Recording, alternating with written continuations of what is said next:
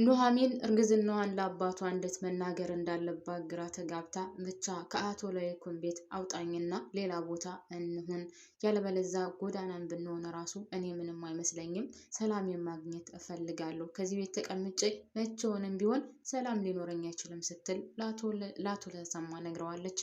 አቶ ተሰማም ልጁ ግራ እንደተጋባችና ሞቴን እመኛለሁ በአሁኑ ሰዓት ስትለው ግራ ተጋብቷል። ምን ሆና ነው ልጄ? ምን ተከስቶ ነው? ቆይ እኔ ብሞት ይሻለኛል ምራቅህን ትፋብኝ የምትለኝ ምን ተከስቶ ነው? እያለ እያወጣ እያወረደ ነው። ልጁ እንዳረገዘች እና ከወንድ ጋር ግንኙነት እንደነበራት ወይም ከኤርሚያስ ጋር ምን አይነት ግንኙነት እንደነበራት አያውቅም። ይጠረጥራል ግን ያው 100% እርግጠኛ ባይሆንም በኑሐሚን እና በኤርሚያስ መካከል የሆነ ነገር እንዳለ ተሰምቶታል። አንድ ላይ ቁጭ ሲሉ ስታመናጭቀው ምናምን ብዙ ጊዜ ስላየ የሆነ ነገር ጠርጥሯል። ግን በዚህ ደረጃ ከሱ ጋር ተኝታ ታረግዛለች የሚለው ነገር በጭራሽ በጭንቅላቱ ሊመጣለት አልቻለም። እና እሷም ግራ ተጋብታ እንዴት መናገር እንዳለባት ለአባቷና አባቷን እንዴት ማሳወቅ እንዳለባት ተጨንቃለች። እንዴትስ ብሎ ይነገራል? ቤተሰብ በዚህ ደረጃ 100% እርግጠኛ ሆኖ እየተማመነባችሁ እናንተ ወርዳችሁ ስትገኙ ግን እንዴት ነው የምታስቡት?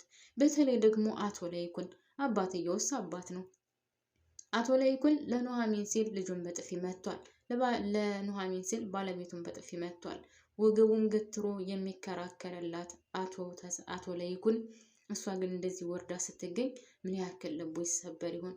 ለልጁ ትክክለኛ ሚስቱ እች ናት እያለ የተማመነባት አቶ ለይኩን፣ ነገር ግን እሷ ከሌላ ወንድ ጋር ፍቅር ኑሯት ወይም ከሌላ ወንድ ጋር አርግዛ ሲሰማ ምን ሊሆን? አታድርስ አትሉም? የዚህ ቤት ቤተሰብ የሆነ ጭብርቅርቅ ወጥቷል። በዛ ላይ ደግሞ አቶ ለይኩንማ በስንቱ ልቡ እንደሚሰበር አላቅም። የቤተሰቡ አባል በሙሉ ብጥብጥ ብሏል። ባለቤቱ ከሌላ ልጅ እንዳላትና ሌላ ልጅ እንደወለደች በሱ ላይ ቢሰማስ ምን ሊሆን? በዝናሽ በኩል ልቡ ይሰበር ይሆን ወይስ በኑሐሚ በኩል? በስማም አታደርስ አትሉ? በጣም ከባድ ነው። አቶ ለይኩን ለጊዜው ወደ ሐዋሳ ለስብሰባ ሄዶ ስልክ ቢደወልለት አያነሳም። አቶ ተሰማም እንኳን ከዛ ቤት ለመውጣት ወይም ደግሞ የሆነ ነገር ለመንገር ኑሐሚን እንውጣ ስላለችው ቢደውልለት ሊያነሳ አልቻለም። እና ሲያነሳ ግን እዚህ ቤት መውጣት አለብን ሲለው ያው እንደተለመደውን አይቻልም ነው የሚለው አቶ ለይኩን። ነገር ግን ኑሐሚን ከዛ ቤት መውጣት ትፈልጋለች። እርግዝናዋን ከዛ ቤት ሆና ማሳለፍ አትፈልግም። በሌላ በኩል ኤርሚያስ እየገባችበት እገባለሁ እንጂ እሷን አልተዋትም እያለ ነው። እንደውም ይህን የተሰማውን ነገር ወይም ደግሞ ኤደን ከናሆም ጋር ተኝታለች የሚለውን ለአምራን ነግራ ስለነበረ አምራን ደግሞ ይህንን ነገር ለኤርሚያስ ስትነግረው በፍጹም ይህንን ነገር አታደርግም። በነገራችን ላይ ኤርሚያስ በጣም ነው የሚወዳት። እግዚአብሔር ምስክር እናንተ በድራማ ለምን ነው ወይኔ ጉዴ ይቅር ይበለኝ። ለማንኛውም ኤርሚያስ በጣም ነው የሚወዳት፣ በጣም ያፈቅራታል። ባይወዳትና ባያፈቅራ ኑሮ ራሱን አዋርዶ በዚህ ደረጃ የእነሱ ሹፌር አይሆንም ነበር። ሲቀጥል አምራን የሆነ ነገር እንኳን ብትነግረው ለኑሐሚ ምንም አይነት ቦታ ክፍተት አይሰጥም። ኑሐሚንም 100% እርግጠኛ ሆኖ እንደሚተማመንባት ነው ሲላት የነበረው። ያም ሆነ ይህ አምራን ኑሐሚን ከናሆም ጋር ተኝታለች ብላ ስትነግረው በፍጹም ይህንን ነገር አታደርግም፣ እርግጠኛ ነኝ ኤደን ናት የነገረችሽ። ኤደን ማለት ደግሞ ለኑሐሚን ቀንደኛ ጥላት ናት እና ኑሐሚን ይህንን ነገር ታደርጋለች ብዬ በፍጹም አላምንም ሲል መልሶላታል። እሷም እንዴት ነው ግን በዚህ ደረጃ ለእሷ የምትከራከረላት ለምንድን ነው ስትለው እኔ ስለማውቃት ነው፣ እሷን ከማንም በላይ እኔ አውቃታለሁ፣ ስለዚህ ይህንን ነገር በፍጹም አታደርግም ሲልም ነው የመለሰላት። እና እንግዲህ ይህንን ነገር ደግሞ ሰምቶ ስለነበረ ለኑሐሚን ይጠይቃታል። ኤደን ናት አይደል የተናገረችው? ከሱ ጋር ሂዳ ተኛች አሉ አይደል? እኔ በፍጹም ይህንን ነገር አላደርገውም። ለነገሩ ምንም ይባል እኔ ምንም መስሎ አይታየኝም። አንተ እንደሆንክ እኔ ከጠላሁህና ከተውኩህ ቆይቻለሁ። በፍጹም እኔ አንድም ቀን ስለ አንተ አላስብም።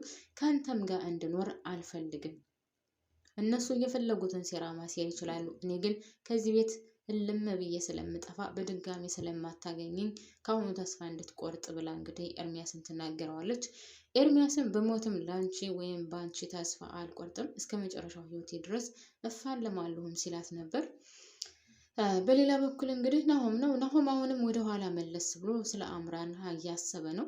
ነገር ግን ቢያስብም ያደረገችውን ነገር ደግሞ ሲያስታውስ ግራ ተጋብቷል።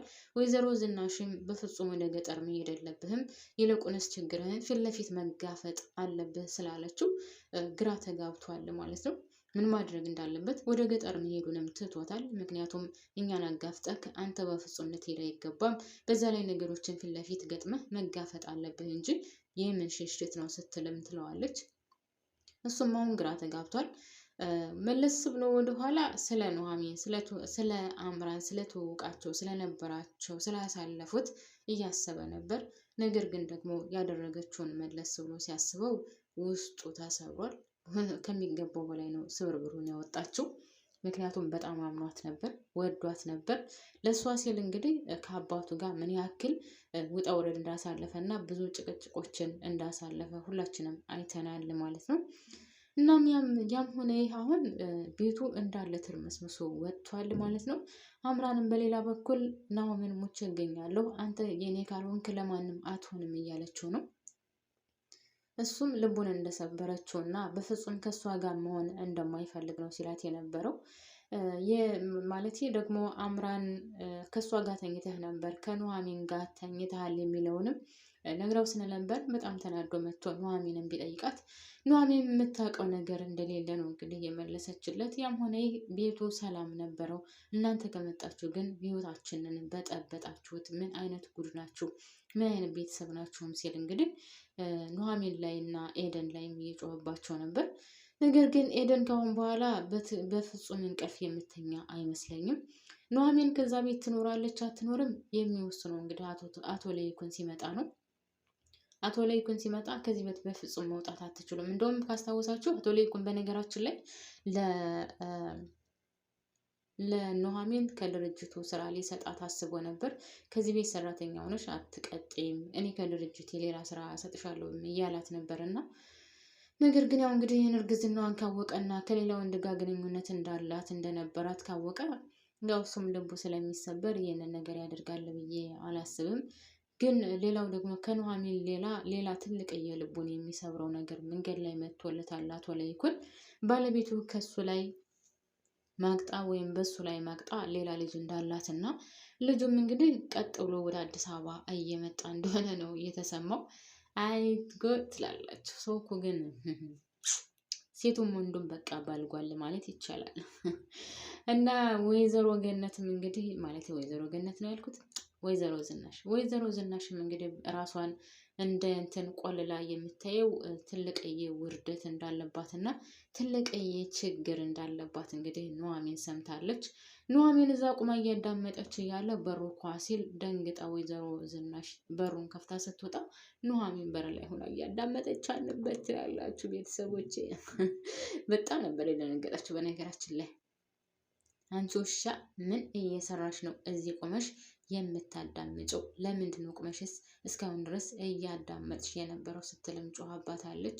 ጮኸችባትም አልጮኸችባትም እኔ ግን በበኩሌ ወይዘሮ ዝናሽ እንደዚህ አይነት ነገር ስለተገኘባትና አንድ ትልቅዬ ነገር ኑሐሚን እንደያዘችባት ሳቅ እኔ በጣም ነው ደስ ያለኝ። ምክንያቱም ኑሐሚንን ለማክሰር፣ ኑሐሚንን ለማስለቀስ፣ ኑሐሚንን በድጋሚ ስብርብሯን ለማውጣት የማታደርገው ነገር አልነበረም። ስለዚህ አሁን ኑሐሚን አንድ ነገር ይዛባታለች። አፏን ከፍታለሁ ብትል ይህን ጉድሽን አወጣልሻለሁ ነው የምትላት።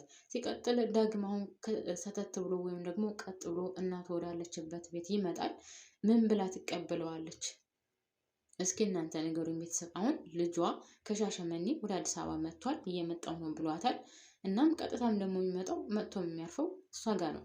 ምናልባትም የቤተሰቤ ልጅ ነው ምናምን ብላ ትቀበለው ይሆን ወይስ ደግሞ ልጅነቷን አምና ወይም ልጇ መሆኑን አምና ትቀበለዋለች? ምን ትላላችሁ እናንተ? መቼስ ጊዜው ከባድ ነው። አቶ ለይኩን በሰላም ሀገር ሚስቴ እያለ የሚኮራባ ሚስቱ ወይም ደግሞ የፊት አውራሪ ልጅ እያለች የምትበጠረቀው ወይዘሮ ዝናሽ እቺ የሆነች የተመታች ትላላችሁ።